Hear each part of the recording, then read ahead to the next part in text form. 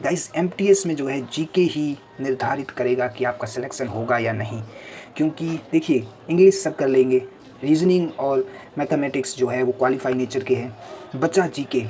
GK ही determine करेगा कि whether you will selected और नॉट। जितना अच्छा जीके में स्कोर करेंगे आप, उतने ही ज़्यादा चांसेस बनेंगे आपके सिलेक्शन के। तो जो टॉपिक्स मैं आज बताने वाला हूँ वो टॉपिक्स रैंडम नहीं है, वो टॉपिक्स मैं वहीं से जितनी भी शिफ्ट हुई है अभी तक, जो वहाँ का एनालिसिस करके कि कहाँ से ज़्यादा क्वेश्चन आ रहे हैं, उन सब रिव्यूज़ को देख के मैंने एक पूरी लिस्ट बनाई है। आप इस लिस्ट को गो थ्रू करिए, और ये सारे टॉपिक जो मैं बताने वाला हूँ काफ़ी ज़्यादा इंपॉर्टेंट है। अगर आपने ये पढ़ रखे हैं तो इसको एक बार ज़रूर रिवाइज़ करें, और आपने अगर नहीं पढ़े हैं तो एक बार इनको ज़रूर देखें। गाइस अगर जीके आपने बिल्कुल पढ़ी ही नहीं है, अभी स्टार्ट करना है आपको, तो मैं आपको बता दूं कि इट्स नॉट पॉसिबल। आप 2 से 4 दिन के अंदर जो है जीके पढ़ के सिलेक्शन नहीं ले सकते। ऐसा ही होता तो जो स्टूडेंट्स सालों से तैयारी कर रहे हैं, महीनों से तैयारी कर रहे हैं, क्यों करते 2 दिन में ही वो जीके पढ़ के काम ख़त्म कर देते। ऐसा पॉसिबल नहीं है गाइस। जीके बहुत ही लंबा टॉपिक है। आप एक बार पढ़ के आपके दिमाग में जीके नहीं घुसेगी। जीके में आपको ये चीज़ें बहुत बार पड़ती है याद करने के लिए। अगर आपने सिलेबस ख़त्म कर रखा है, बहुत सारी आपने जो है जीके पढ़ रखी है, तो आपके लिए ये टॉपिक जो मैं बता रहा हूँ वो आप रिवाइज़ करेंगे तो काफ़ी ज़्यादा, जैसे आपने पढ़ तो रखा है लेकिन कई बार आप रिवाइज़ नहीं करते तो चीज़ें भूल जाते हैं, आपके दिमाग से निकल जाता है वो टॉपिक, और जब एग्ज़ाम में आता है तो आपको फिर लगता है कि ये टॉपिक तो मैंने पढ़ा था बट अभी मैं भूल गया हूँ, मेरे दिमाग से निकल गया। तो आपके दिमाग से वो चीज़ निकल ना जाए, वो सारे टॉपिक मैंने यहाँ एग्रीगेट किए हैं ताकि आप एक बार गो थ्रू कर लीजिए, आपके माइंड में आ जाए कि ये टॉपिक है और क्या क्या टॉपिक मेरे को अभी वापस गो थ्रू करने हैं जो मेरे दिमाग से निकल गए हैं। तो एक बार आप ये लिस्ट ज़रूर देखें। तो ज़्यादा टाइम वेस्ट नहीं करूँगा आपका और ये वीडियो शुरू करता हूँ। Let's start guys. हम देखने वाले important topics for the MTS exam, यानी कि जितनी भी शिफ्ट हो चुकी है उनके बेसिस पे कि किस तरह से क्वेश्चन आ रहे हैं, तो हम एक बार उसको गो थ्रू करते हैं। लेट्स देखिए दोस्तों, ऐसे तो बहुत सारे टॉपिक्स है, आप जीके का अंत ही नहीं है, बट ऐसे बहुत ज़्यादा इंपॉर्टेंट टॉपिक्स जहाँ से बहुत ही ज़्यादा सवाल पूछे जा रहे हैं, ऐसे टॉपिक्स हम सिर्फ देखेंगे। तो देखिए सबसे पहले हम अगर हिस्ट्री की बात करें तो आप देखिए हिस्ट्री में जो है आप जानते हैं स्टैटिक जी की हिस्ट्री की बात करें तो एंसेंट हिस्ट्री बहुत ज़्यादा इंपॉर्टेंट है, जैसे प्री हड़प्पन पीरियड जो इंडस सिविलाइजेशन थी उससे पहले का पीरियड, जैसे स्टोन एज, ब्रॉन्ज एज, ये का चालकोलिथिक पीरियड, ये ज़्यादा इंपॉर्टेंट। इंडस सिविलाइजेशन उससे भी ज़्यादा इंपॉर्टेंट है। इंडस सिविलाइजेशन की सिटीज़ जैसे हड़प्पा, मोहनजोदड़ो, लोथल, ये काफ़ी ज़्यादा इम्पोर्टेंट सिटीज़ है। यहाँ पे क्या क्या जो है फॉसिल्स मिले हैं, यहाँ की क्या क्या खासियत है इन सिटीज़ की, ये चीज़ आप एक बार ज़रूर गो थ्रू करिएगा।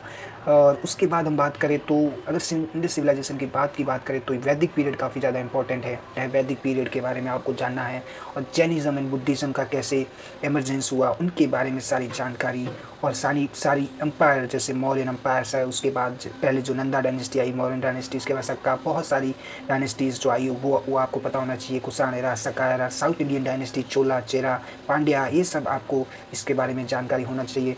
उसके बाद गुप्ता पीरियड से, उसके बाद पोस्ट गुप्ता पीरियड है। गुप्ता पीरियड्स में भी इंपॉर्टेंट पर्सनैलिटीज़ कौन कौन सी है, जैसे मान लें कि चंद्रगुप्त सेकंड है, उनके वहाँ पे चंद्रगुप्त सेकंड की जो नवरत्न थे वो कौन थे, कहीं से भी क्वेश्चन बन सकता है। तो ये चीज़ें आपको ध्यान रखनी है। अगर आपने नहीं पढ़ी है तो आप एक बार गो थ्रू कर लीजिए, हो सकता है आप जब एग्ज़ाम दे रहे हो तो आपके माइंड में क्लिक कर जाएँ, और आपने पढ़ रखी है तो एक बार रिवीजन ज़रूर करिएगा। उसके बाद अगर बात करें तो मिडाइवल पीरियड की बात करें, मिडाइवल हिस्ट्री में आप क्या आ गया, जो है सल्तनत पीरियड हो गया, और आपका हो गया ये मुग़ल पीरियड हो गया, और आपके इंपॉर्टेंट बैटल्स है, battles of Panipat, battles of Chausa, battles of ये प्लासी का युद्ध, और बहुत सारे ऐसे युद्ध हैं जो आपको याद रखने हैं, उनकी डेट, इनके बीच में लड़ा गया, ये सारी चीज़ जो है आपको याद रखनी है।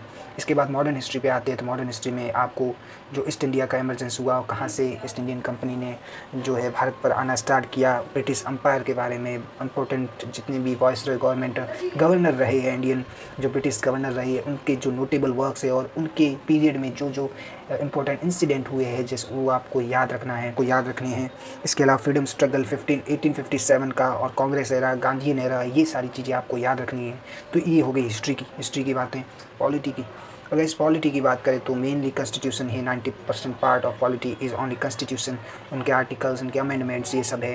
देखिए कॉन्स्टिट्यूशन में सबसे पहले आता है कि कॉन्स्टिट्यूशन के पार्ट्स कहाँ से बोरोड किए गए, कहाँ से उधार लिए गए, कौन कौन सी कंट्रीज़ के कॉन्स्टिट्यूशन से हमारा कॉन्स्टिट्यूशन जो है फ्रेमवर्क किया गया, कौन से जैसे फंडामेंटल राइट्स यूएसए से लिए गए, फंडामेंटल ड्यूटीज़ यूएसएसआर से ली गई, और कॉन्करेंट जो लिस्ट है वो ऑस्ट्रेलिया से ली गई।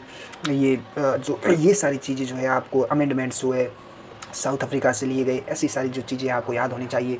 नेक्स्ट बात करें तो मेन सारे आर्टिकल्स तो आप याद नहीं कर सकते हैं, बट इंपॉर्टेंट सारे आर्टिकल्स जो है आपको याद रखने हैं।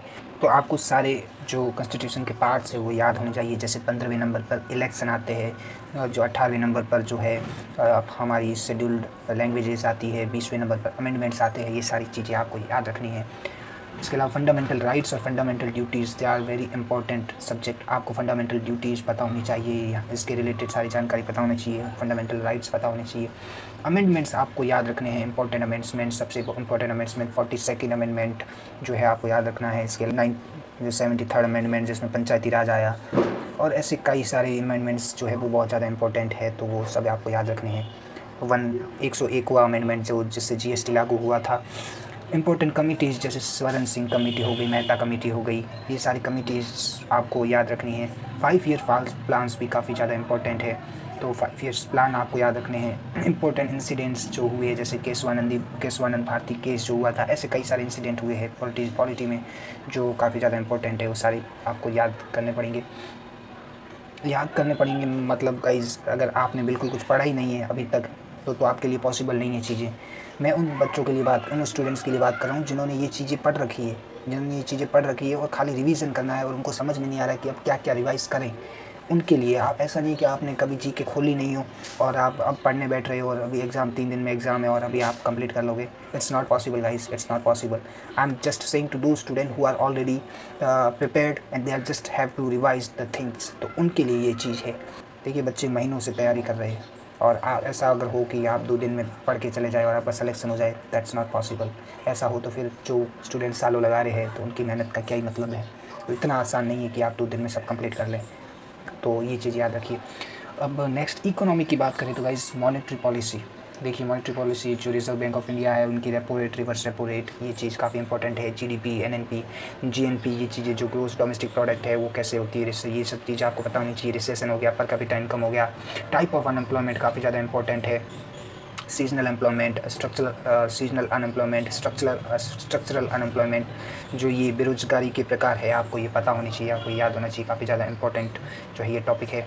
इसके अलावा ज्योग्राफी की बात करेगा इस तो देखिए रिवर सिस्टम बहुत ज़्यादा इंपॉर्टेंट है, आपको रिवर्स पता होनी चाहिए। इंडिया की मेन रिवर जो गंगा, यमुना, गोदावरी, कृष्णा, कावेरी, ये नर्मदा, तापी, जितनी भी नदियाँ हैं इनके नाम तो पता ही होंगे आपको। इनकी ट्रिब्यूटरीज़ भी आपको याद रखनी है। ट्रिब्यूटरीज़ काफ़ी ज़्यादा इंपॉर्टेंट है, इनका ओरिजिन, और इन पे बने हुए डैम भी काफ़ी ज़्यादा इंपॉर्टेंट है आपके लिए। इसके अलावा नेशनल पार्क्स हो गए, टाइगर रिजर्व्स हो गए, रामसर साइट्स हो गई।